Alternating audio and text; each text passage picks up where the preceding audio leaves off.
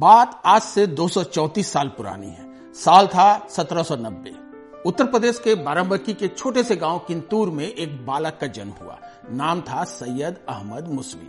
तब शायद ही किसी को इल्हाम हो कि इसी बालक के आने वाले वंशज भारत से 2500 किलोमीटर दूर मौजूद ईरान की किस्मत या यूं कह लीजिए दशा और दिशा बदल देंगे। चौंकिए मत, हम बात कर रहे हैं ईरान के सर्वोच्च नेता रहे अयातुल्लाह रुहुल्लाह खुमैनी की।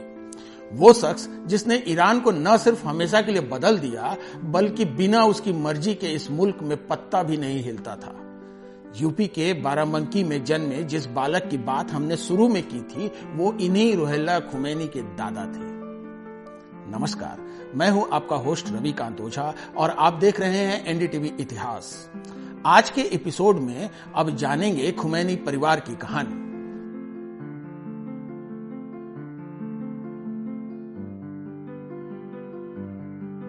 अब बात शुरू से शुरू करते हैं। साल 1790 में यूपी के बाराबंकी में जन्मे सैयद अहमद मुसवी एक आम बालक जैसे ही थे, लेकिन उसके परिवार को तब के अवध के नवाब की सरपरस्ती हासिल थी। 1830 के दशक में नवाब साहब को एक बार इच्छा हुई मक्का, मदीना और ईरान की धार्मिक यात्रा की जाए। तुरंत ही लाव लश्कर तैयार हुआ और नवाब साहब निकल पड़े यात्रा पर। इस यात्रा में उनके साथ मौजूद थे सैयद अहमद मुसवी। नवाब साहब के साथ उनके साथियों ने ईरान के धार्मिक स्थलों की जियारत की। इसके बाद नवाब साहब तो अपने वतन लौट आए, लेकिन सैयद अहमद मुसवी ईरान के ही खुमैन गांव में बस गए। तब उनकी उम्र थी 40 वर्ष। यहीं पर रुहुल्लाह खुमैनी के पिता अयातुल्लाह मुस्तफा का जन्म हुआ। वे इस्लामी धर्मशास्त्र के मशहूर जानकार माने जाते हैं। हिंदुस्तान से कनेक्शन की वजह से रुहुल्लाह खुमैनी के पिता और दादा अपने नाम के अंत में हिंदी लगाते थे। मसलन उनके दादा को लोग ईरान में सैयद अहमद मुसवी हिंदी के नाम से जानते हैं। बहरहाल खुमैनी गांव में अयातुल्लाह मुस्तफा के घर साल 1902 में जन्म हुआ रुहुल्लाह खुमैनी का, जो आगे चलकर अयातुल्लाह खुमैनी या इमाम खुमैनी के नाम से मशहूर हुए।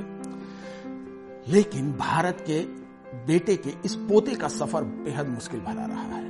अयातुल्लाह खुमैनी के जन्म के 5 महीने बाद उनके पिता सैयद मुस्तफा हिंदी की हत्या हो गई थी। पिता की मौत के बाद उनका लालन पालन उनकी मां और मौसी ने किया।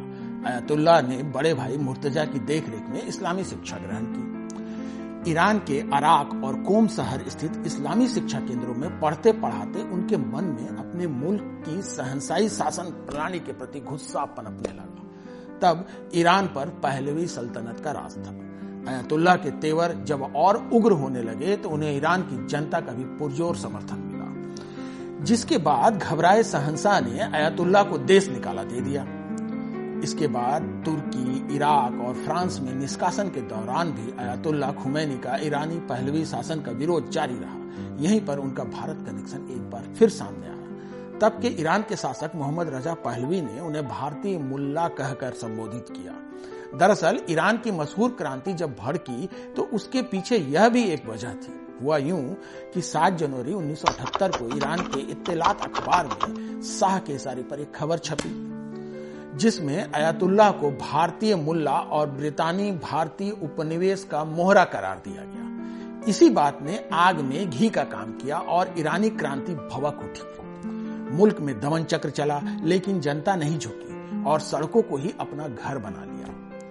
उधर क्रांति को थमते न देखकर पहलवी खानदान के दूसरे बादशाह आर्य मेहर मोहम्मद रजा पहलवी ने 16 जनवरी 1979 को देश छोड़ दिया और विदेश चले गए। राजा के देश छोड़ने के 15 दिन बाद खुमैनी लगभग 14 साल के निष्कासन के बाद 1 फरवरी 1979 को ईरान लौट आए। इसके बाद उन्होंने ईरान में शहंशाही की जगह इस्लामी गणराज्य की स्थापना की। आप जानकर चौंक जाएंगे कि उस दिन सिर्फ ईरान में ही जश्न नहीं मना था, बाराबंकी के किंतूर गांव में भी लोगों ने जश्न मनाया था, क्योंकि उनके गांव का पोता अपने वतन लौट रहा था। ये अलग बात है कि वो वतन हिंदुस्तान नहीं बल्कि ईरान था। बहरहाल ईरान में हुई इस्लामिक क्रांति और उसके बाद के शासन पर हम अगले एपिसोड में बात करेंगे। फिलहाल इस एपिसोड का अंत करते हैं हमारे दौर के मशहूर शायर गुलजार के शेर से। शतरंज के खेल में शाह को मारा नहीं जाता, शतरंज के खेल में शाह को मारा नहीं जाता, सियासत की इस शतरंज में मगर मार डालेगा यह खुमैनी शाह ईरान को। चलते चलते आपको एक और दिलचस्प बात बता देते हैं। अयातुल्लाह खुमैनी के चरित्र का एक और पक्ष था। वो सूफियाना कलाम लिखने में भी महारत रखते थे। वे अपनी गजलों को जिस नाम से लिखते थे वो नाम था रूहुल्लाह हिंदी। यदि आपको ये वीडियो पसंद आया हो तो अपने कमेंट्स हमें जरूर भेजिए। नमस्कार।